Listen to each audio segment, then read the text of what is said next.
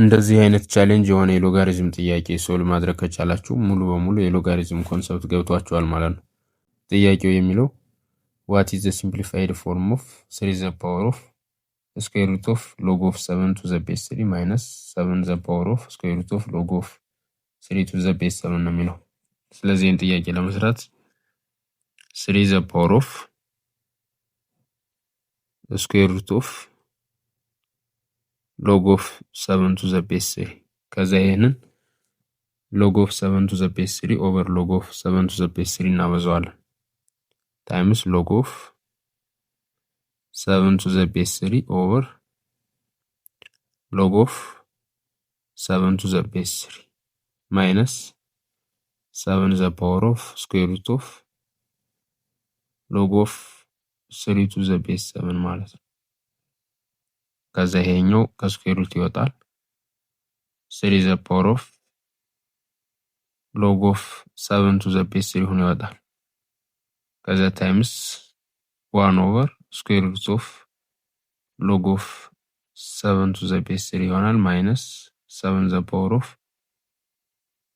log of 3 to the base 7 ከዛ a the power of log of x to the base a ማለት ከx ጋር እኩል ነው።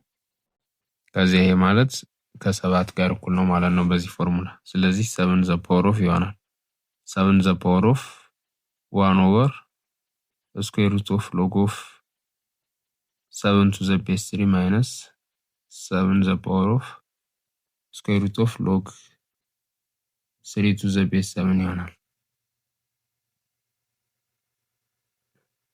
ከዛ ይሄ ማለት ደግሞ 7 the power of square root of 1 over log 7 to the base 3 minus 7 the power of square root of log of 3 to the base 7 ይሆናል ማለት ነው። ይህ ማለት ደግሞ 7 the power of 1 ማለት log of 3 in base 3 ማድረግ እንችላለን over log of 7 to the base 3 minus 7 the power of square root of log of 3 to the base 7 ይሆናል።